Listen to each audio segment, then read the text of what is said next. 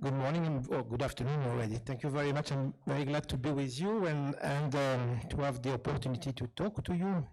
Indeed, to talk a bit about my experience. I came in Georgia 20 years ago and covered most of the events in the whole region, Central Asia, Russia, and so on. And one of the things which came to me indeed by itself, and then I managed to read books on that, is that Russia is a poor power. And I will come back to that point, which for me is crucial. I will try to take these things from the other side, I would say, if I may. I will start with and to respond to what Eto was speaking about the hidden trace. I will speak about the non-hidden trace. You will see. On 14th of September last year, Le Monde, the French daily newspaper, wrote a piece. It was Benoît Wittkind, my friend from the Moscow Correspondent, about a small kind of NGO named FBI. In Russian, FBR. I will come back to that because Mr. Prigozhin has a lot of humor, you know. And it was because there were some very third zones, fourth zone, very small websites and so on, which received some letter from this FBI NGO. This NGO pretend to make some advocacy for police violence in the West. In the US, there are a lot of police violence. In France, there are 2 cases that they were advocating, and so on and so on. And the journalist from Le Monde was alerted on that and tried to dig in. And just look at the website of FBR, which means Fond Borby Repressiami. But in Russian, it's the FBI, yeah? And if you scroll down, and it was written in the article of my colleague, you just scroll down on the website. It's www.fbr.ru. You will see that you can read that the FBI is a non-profit organization founded with the help of the Russian businessman Yevgeny Prigozhin. No. Yes, you see the trace is not hidden. So, but for me, what is important in this is that it is not hiding. Usually, if you work on influence, precisely you try to hide the trace. And all kind of influence, I did some investigation, for example, on the history and the present of separatism. Precisely what you do is you try to make a people's uprising or look like a people uprising.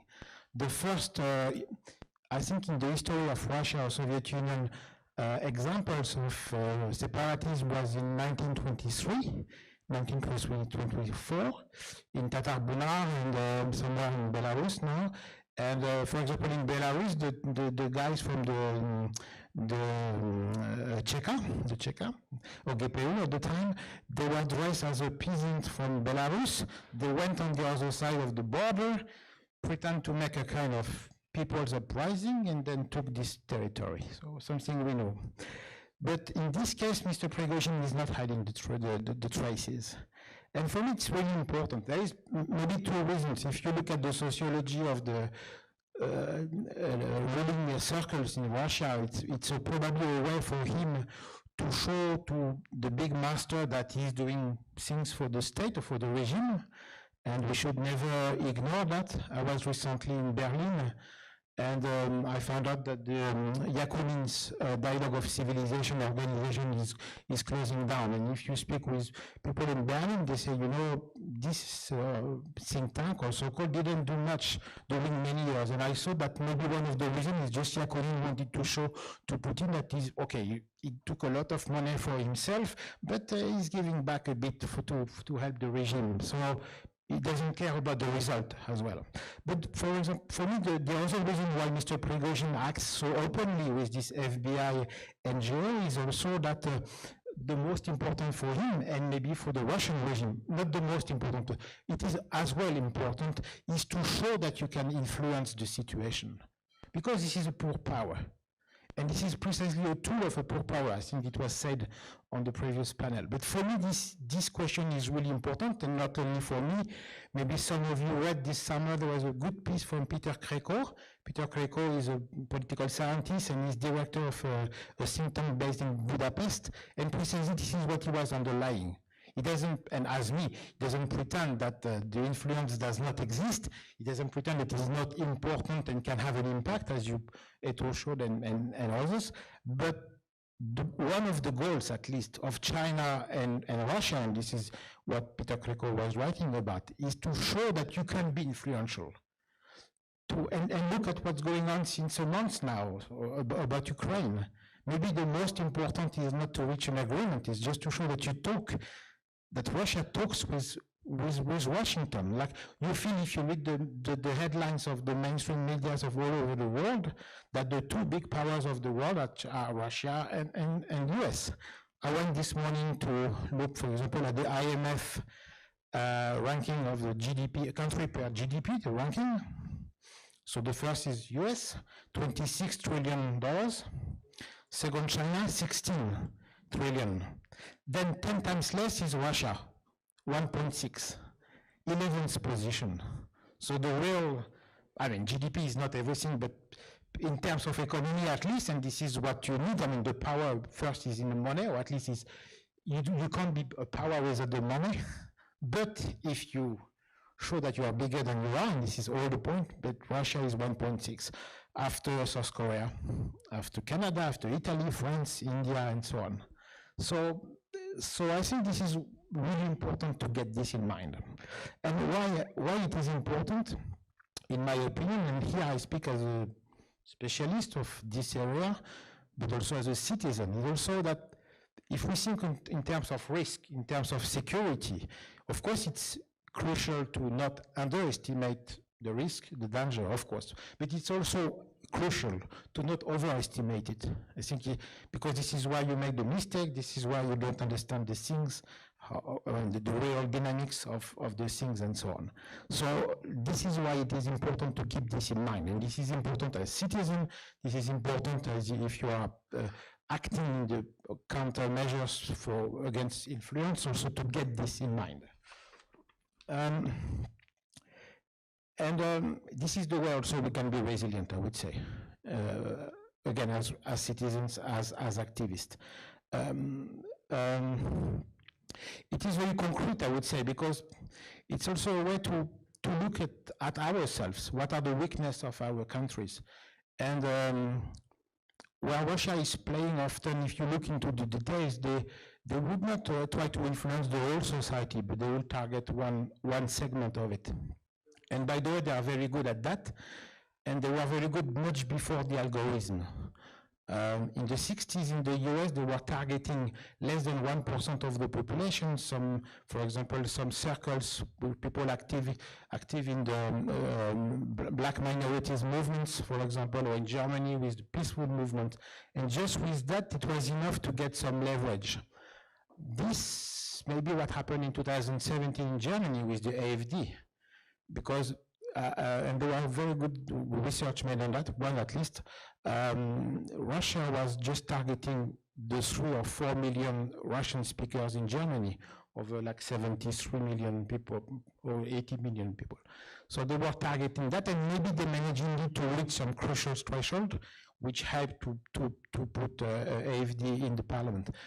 But the roots of AfD are not, it's not Germany, it's not Russia, it's in the German society, what's going on in the society. Same for the US, I mean, if Trump was elected, if this illiberal, let's say,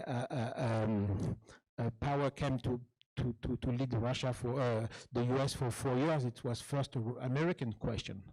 So this is where I feel when we fight against the influence of Russia, of China, and so on, of an external power, we should always see that look at in our societies, in our behavior, what's wrong also. Just also to be very concrete, it is the best way to address something, because look at the anti-vax movement at the time. Of course, if you look at RT, for example, Russia Today in France, for example, they are permanently targeting this, helping this movement, giving them a big audience. You can explain them, and we have all the evidences, of course, that 95% or more of the people which are now in reanimation in hospitals were not vaccinated, but the anti-vax would not believe them. So as we say in French, you can't make a donkey not drinking if he doesn't want to drink.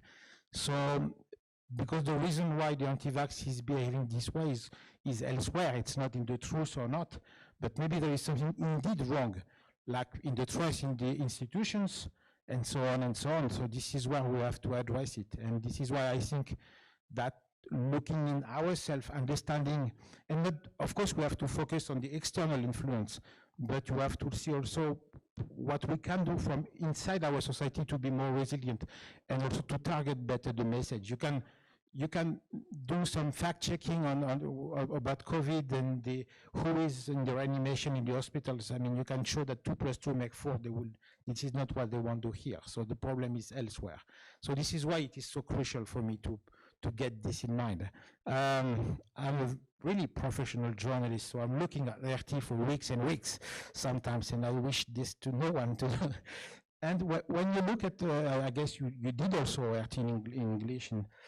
In French, for example, they are not really original, you know, they just use everything.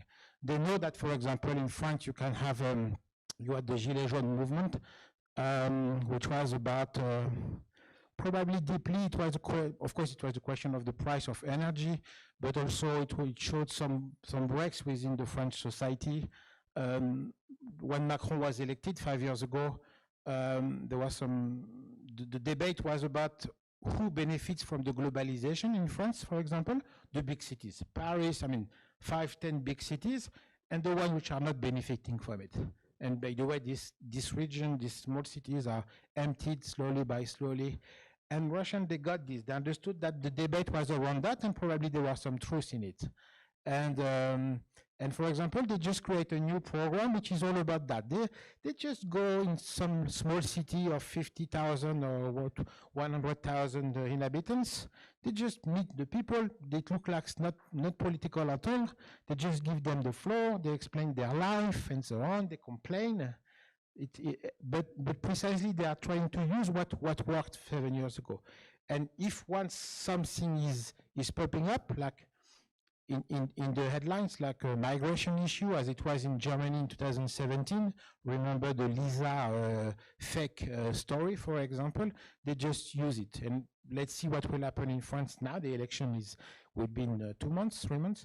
But I would not be surprised that probably there will be nothing, but that they could use if at some point there is a scandal on immigration or something like this, they will use it, and then they will try to, as they did with the COVID, for example. But the response was quite good. So there is nothing to do on this. So this is what I wanted to say. Look at, I took my Bible, which is Thucydide, the War on Peloponnese. You see, it's a big book. Because, I mean, that book is 2,500 years old. I guess most of you read it. I try to read it every 5 years. It's a wonderful book to understand what is the fight between democracy, whatever, if Athens was not exactly what our democracies are, but there are a lot of similarities, and the holist power, which is Sparta. And we can really compare, and I know that some American academic did some comparison with what we live now and so on. And in this 600 or 700 pages, it almost never criticized Sparta. He speaks about Athens, while this guy was obviously defending Athens till the end, but also he saw that the mistakes which were made by Athens, because of the hubris, which is one of the most important concepts of political science, very difficult to use, but precisely because he wanted to understand what were the mistakes which were made by Athens, which led to the victory. And of course, when we see how the democracy nowadays are really suffering, it's important to read that, to be optimistic. Finally, Sparta won, but after 30 years, they could not stand, and they lost again. Thank you very much.